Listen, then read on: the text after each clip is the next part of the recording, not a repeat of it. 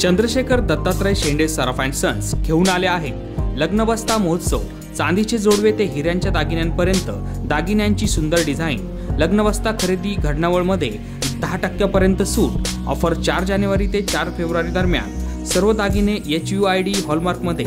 आमचा पत्ता Chandrashekhar Dattatray Shende Saraf and sons, Vitthal मंदिर रोड, पाटीलवाड्याजवळ, येवला। नमस्कार, मी सुदर्शन खिल्लारे, SK9 येवला न्यूजमध्ये आपलं स्वागत करतो आहे। आणि आता बातमी आहे येवल्यातून। येवल्यातील कापसे फाउंडेशनचे अध्यक्ष बाळासाहेब कापसे यांना श्रीराम मंदिर समिती अयोध्या यांच्या वतीनं लोकार्पण सोहळ्याचं निमंत्रण मिळालं असून या पार्श्वभूमीवर कापसे फाउंडेशन तर्फे रामलल्लासाठी पैठणीपासून तयार केलेले वस्त्र आणि होम हवनसाठी लागणारी सामग्री यासह 251 किलो देशी शुद्ध गीर गाईचे तूप पाठवण्याची तयारी युद्धपातळीवर सुरू झाली आहे। दिनांक 22 जानेवारी रोजी अयोध्येतील श्री राम मंदिराचा लोकार्पण सोहळ्यासाठी देशभरातून विविध मान्यवरांना निमंत्रण पाठवण्यात आले आहे। यामध्ये महाराष्ट्रातील 359 जणांपैकी नाशिक जिल्ह्यातील येवला येथील कापसे फाउंडेशनचे अध्यक्ष बाळासाहेब कापसे यांना देखील निमंत्रण प्राप्त झालेले आहे। कापसे फाउंडेशन वडगाव येथे पंतप्रधान कौशल्य विकास केंद्र अंतर्गत दिव्यांग आणि अनाथ कारागिरांकडून हाताने हँडलूमवर प्रभू श्रीराम यांच्यासाठी शेला आणि पितांबर बनवण्याचं काम युद्धपातळीवर सुरू आहे। सदरचे पितांबर आणि शेलासाठी लागणारा धागा फुलांपासून नैसर्गिक रंग तयार करण्यात आलेला आहे। यासह कापसे फाउंडेशन येथे सुमारे 400 गीर गायींचा प्रकल्प असून यातून शुद्ध देशी गीर गायींच्या दुधापासून 251 किलो तूप अयोध्यामध्ये होणाऱ्या होम हवनसाठी पाठवले जाणार आहे। गीर गायींच्या शेणापासून तयार करण्यात आलेल्या गोवऱ्या, पंत्या आणि होम हवनसाठी तयार लागणारी वीट हे देखील साहित्य कापसे फाउंडेशन वडगाव तालुका येवला येथून अयोध्या येथे पाठवले जाणार आहे, अशी माहिती फाउंडेशनचे अध्यक्ष बाळासाहेब कापसे यांनी दिली आहे। या प्रसंगी कापसे फाउंडेशन वडगाव या ठिकाणी नाशिक, अहमदनगर, छत्रपती संभाजीनगर येथून नागरिक शेला व वस्त्राचे दर्शन घेण्यासाठी गर्दी करत आहे। SK9 येवला न्यूजसाठी सुदर्शन खिल्लारे, येवला। जय सियाराम। SK9च्या सर्व प्रेक्षकांना सर्वात पहिले जय सियाराम। आपण आज कापसे फाउंडेशन या ठिकाणी आलेलो आहोत।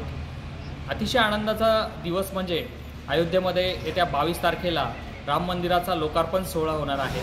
महाराष्ट्रामधून फक्त 350 जणांना या सोहळ्याचा निमंत्रण आलेलं आहे।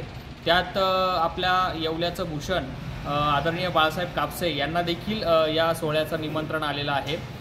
मात्र केवळ निमंत्रण आलं म्हणून सोहळ्याला जायचं असं नाही, तर आपणही त्यात काहीतरी खारीचा वाटा उचलावा। या राम मंदिर जो लोकार्पण सोहळा आहे त्यासाठी कापसे फाउंडेशनच्या वतीनं आपण पाहू शकतो 251 किलो देशी गीर गाई ज्या आहेत, या 251 किलो देशी गाईचं जे तूप आहे, मी कॅमेरामॅनना विनंती करतो, हे जे तूप आहे हे होम हवनसाठी पाठवलं जाणार आहे। तसेच शेणापासून बनवलेल्या पंत्या, जे सेंद्रिय शेण आहे त्यापासून बनवलेल्या पंत्या, आणि यासह ज्या विटा आहेत, यज्ञकुंड मांडण्यासाठी ज्या विटा आहेत त्या विटा देखील खास शेणापासून बनवलेल्या आहेत। आणि या विटांची खासियत अशी आहे की ही जी वीट आहे पाण्यावर तरंगणारी वीट आहे। म्हणजे जसं राम सेतू बांधण्यामध्ये जो फॉर्म्युला त्यावेळेस वापरला गेला होता, अगदी तोच फॉर्म्युला कापसे फाउंडेशनच्या वतीनं हा वीट पाण्यावर तरंगणारी वीट आहे। मी कॅमेरामॅनना विनंती करतो या ठिकाणी ही वीट पाण्यामध्ये दाखवावी। ही वीट पाण्यामध्ये बुडत सुद्धा नाही आहे आणि अग्नीमध्ये न जळणारी वीट आहे, असं माहिती बाळासाहेब कापसे यांनी दिलेली आहे। यासह रामलल्लाची मिरवणूक कलश याची भव्य अशी मिरवणूक ह्या रामरथामध्ये उद्या येवल्यातील वडगाव या ठिकाणी ही मिरवणूक संपन्न होऊन हरत दिल्लीच्या दिशेनं निघणार आहे। हा सर्व तामझाम कापसे फाउंडेशनचे अध्यक्ष संस्थापक बाळासाहेब कापसे यांनी केलेला आहे आणि याबद्दल त्यांची काय भावना आहे ते आपण पाहूया। काय सांगाल, म्हणजे आपल्या नाशिक जिल्ह्यासाठी एक गौरवाची बात आहे की महाराष्ट्रामध्ये 350 जणांपैकी केवळ येवल्यातून तुम्हाला आमंत्रण आलेलं आहे। ही निश्चित आपल्यासाठी आनंदाची गोष्ट आहे। काय सांगाल, काय तुमची भावना होती हे निमंत्रण मिळालं आणि तुम्ही निमंत्रण मिळाल्यानंतर मंदिराच्या लोकार्पण सोहळ्यासाठी जाण्यासाठी काय काय तयारी केलेली आहे? जय श्रीराम।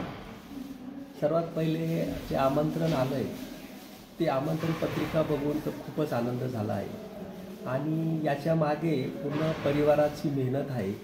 ह्या ठिकाणी गेल्या 3-4 वर्षापासून जे अनाथ, अपंग, दिव्यांग लोक काम करत आहे, यांच्या ह्या सगळ्या आशीर्वादानेच ही पत्रिका मला मिळाली असावी असं माझं मत आहे।